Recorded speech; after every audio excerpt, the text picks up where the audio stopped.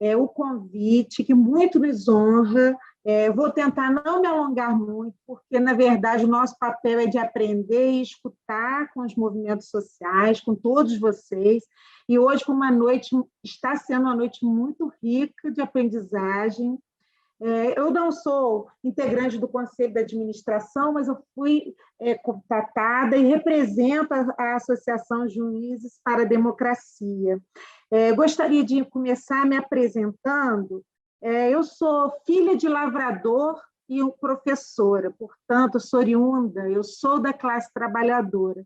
Quando a doutora Marília disse que eu vou falar numa condição de companheira e de parceira, eu falo de parceiro e companheiro de uma forma literal, porque eu estou falando da minha classe, que é a classe trabalhadora. Eu tenho uma visão da nossa sociedade, que é uma visão de uma sociedade dividida em classe, escalonada verticalmente, baseada na exploração e na dominação capitalista e neoliberal.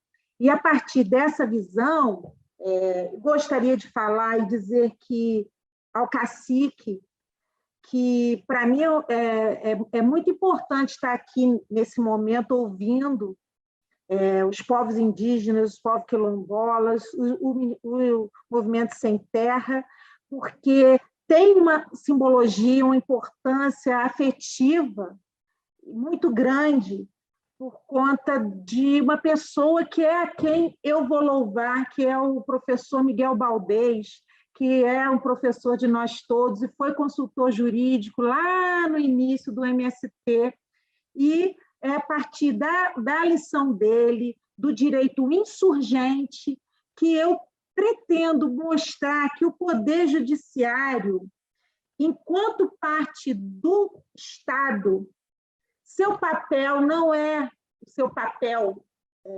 principal, o seu papel formal, como a nossa sociedade o desenhou. O seu papel é o de manter as relações de dominação, exploração, é o de manter as forças de poder na mesma escala em que ela se estabelece. Quando o Poder Judiciário e a legislação e a Constituição estabelece direitos para a classe trabalhadora, para o subalternalizado, né? Nós não somos subalternos, mas nós somos subalternalizados nessa relação capitalista de exploração.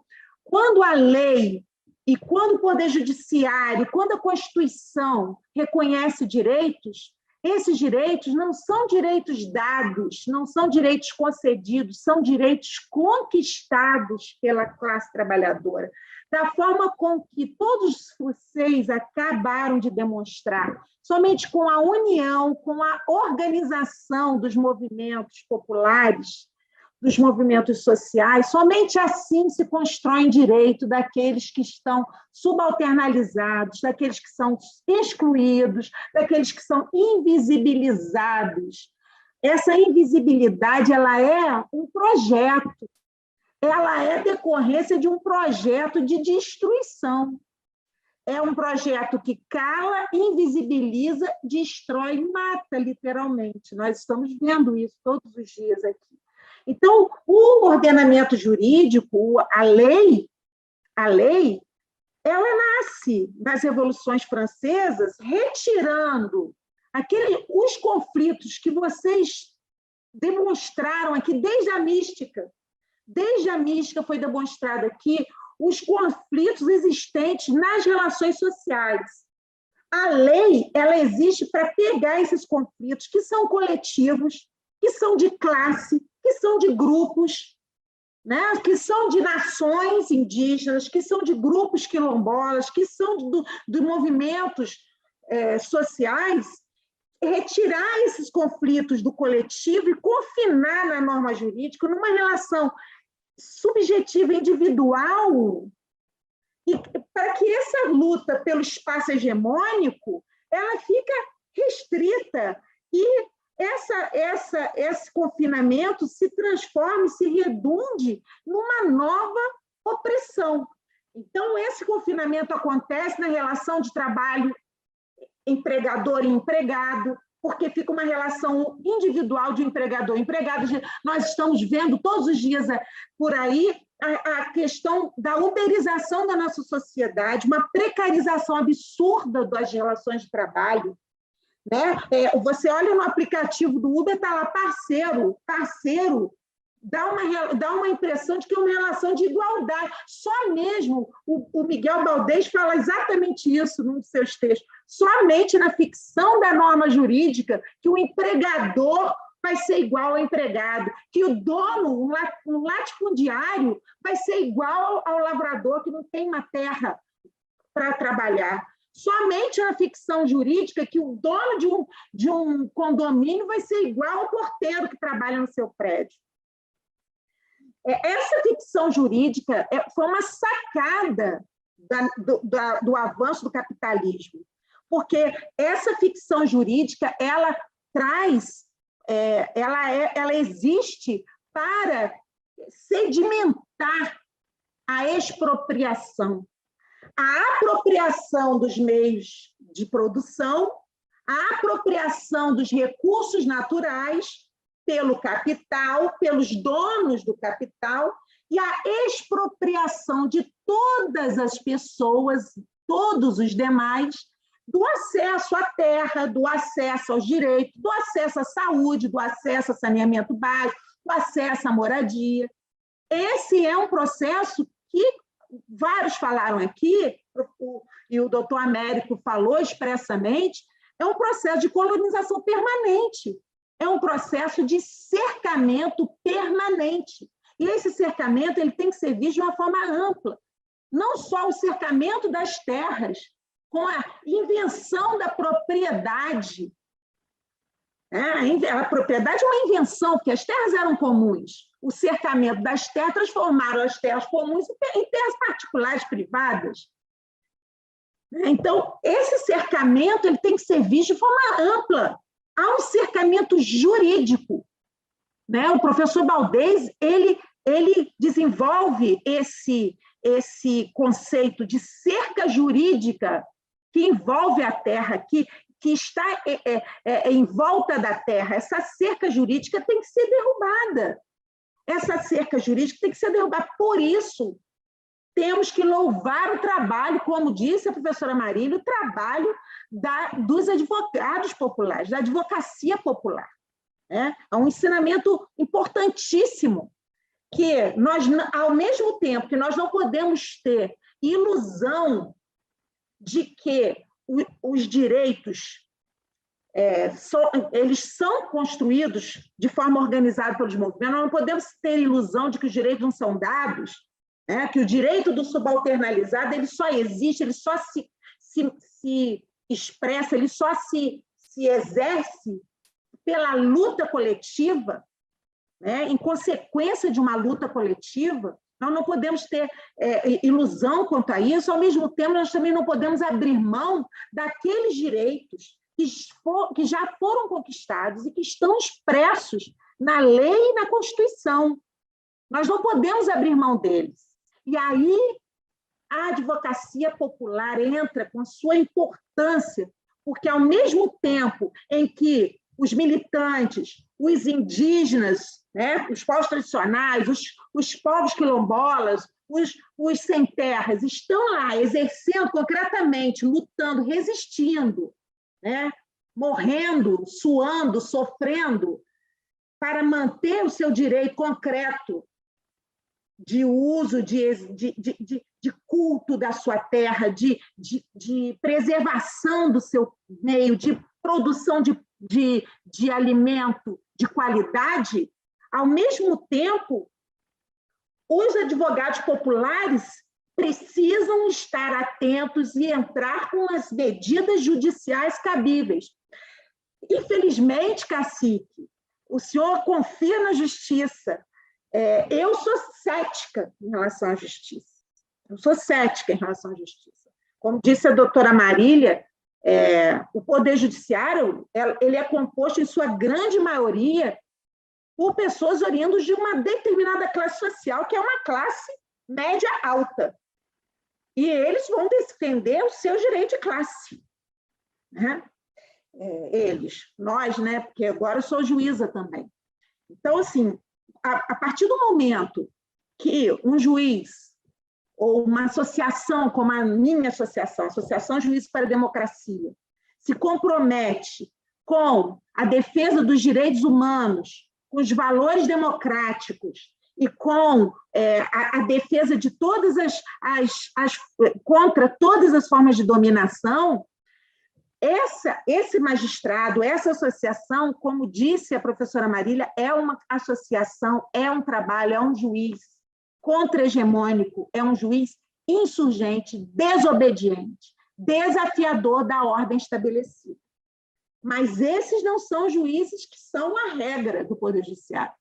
O senhor mesmo disse, quando as decisões são aqui no extremo sul, só defende os direitos do rico, né? Quando consegue algum êxito, é nas cortes superiores. Mas o Poder Judiciário, como um todo, incluindo as cortes superiores, vem colaborando e contribuindo para a destruição dos direitos da classe trabalhadora, né? O golpe de 2016, ele teve uma participação importante do Poder Judiciário. Nós temos que ter uma visão crítica em relação ao Poder Judiciário. É por isso que é importante a fala de todos vocês. Tem uma interseção, tem um fio condutor comum na fala de todos que me antecederam, que é importante resistir, é importante se unir, é importante se organizar, porque só assim vamos vencer essa luta contra o avanço do neoliberalismo. É um avanço neoliberal e nós não podemos ter ilusão de que o Poder Judiciário é composto por pessoas da classe dominante que se beneficiam, de alguma forma, dos interesses, da defesa dos interesses dos dominantes. Então, nós não podemos nos iludir achando que é função do Poder Judiciário garantir direitos do subalternalizado. Não é. Mas é nosso dever e é nosso direito exigir que esses direitos sejam efetivados, porque eles já foram reconhecidos, eles estão expressos na nossa Constituição. O Poder Judiciário é o Estado e, por isso, tem a função de perpetuar as relações sociais capitalistas, como expressas na norma. Mas é nosso dever, enquanto defensores de direitos dos subalternalizados, nos insurgirmos contra esse estado de coisas. Materialmente, os miseráveis, os favelados, os periféricos não têm acesso às necessidades para a vida digna. Terra, trabalho, como eu já disse, terra, trabalho, saúde, saneamento.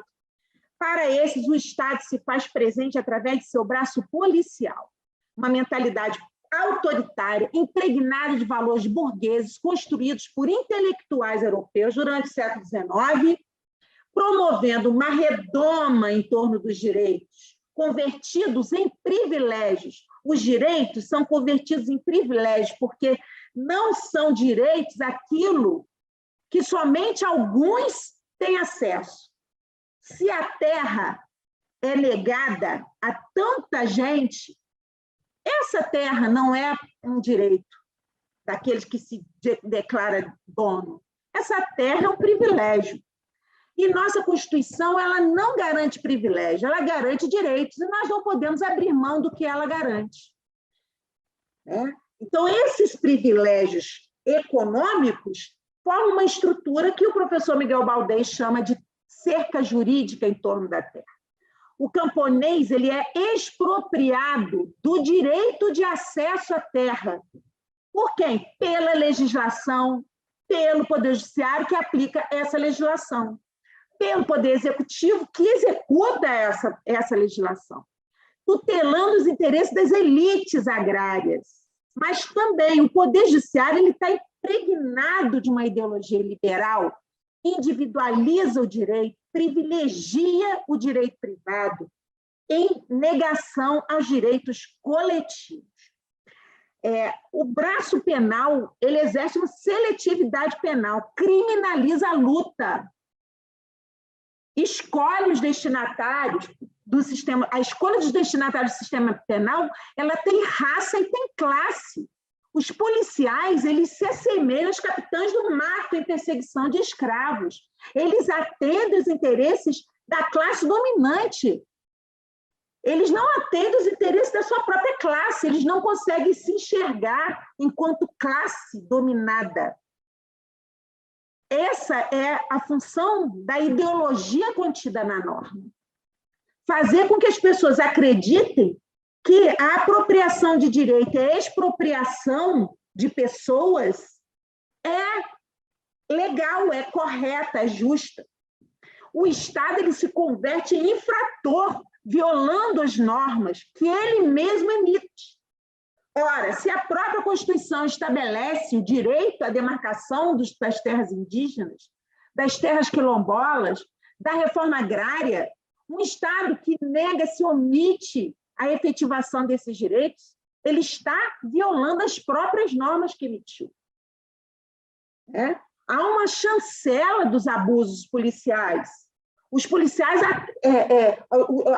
a polícia, todos os órgãos persecutórios, o Ministério Público, estão claramente a serviço do poder econômico.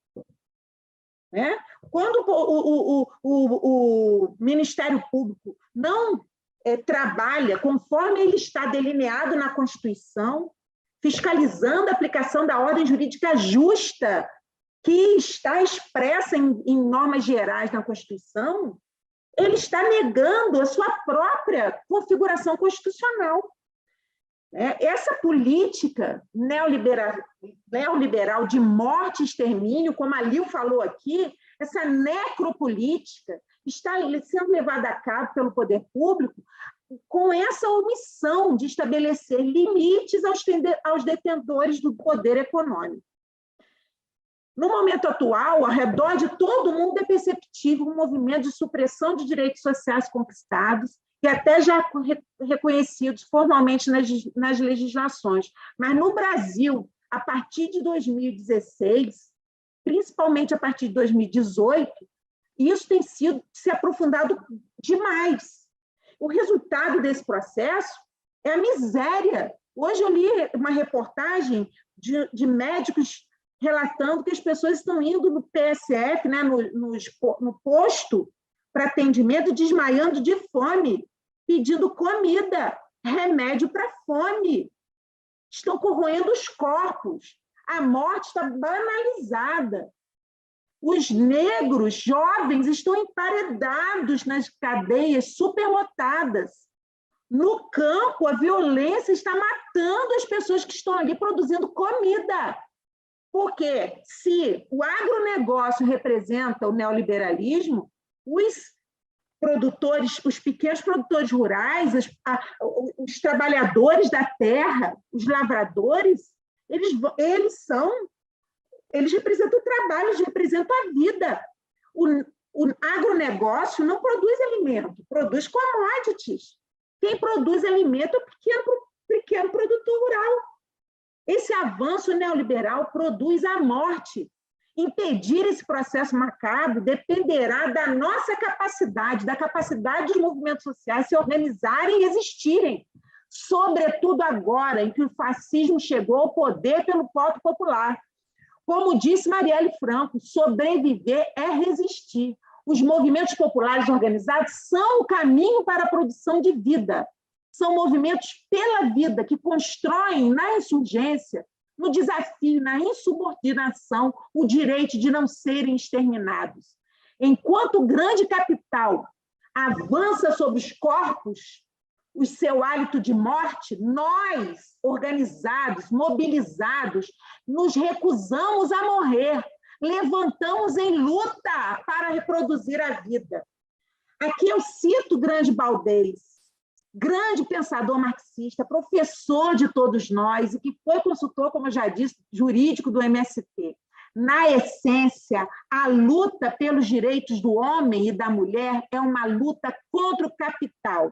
E termino citando Krenak, que nos lembrou que nós, brancos, é que temos de nos preocupar com o avanço do fascismo e a política de morte do atual ocupante da presidência da República, porque os indígenas vêm resistindo há mais de 500 anos. Krenak profetizou: quando não houver mais lugar para os indígenas na terra, não haverá lugar para mais ninguém. O mesmo se pode dizer para todos os grupos subalternalizados, movimentos sociais e populares organizados em resistência, que defendem e constroem o direito de todos nós à vida. É a vocação da AJD, Associação Juízes para a Democracia, está nessa trincheira de luta de defesa da vida e contra o avanço mórbido do fascismo e do neoliberalismo. Eram essas as palavras que eu tinha para trazer para vocês.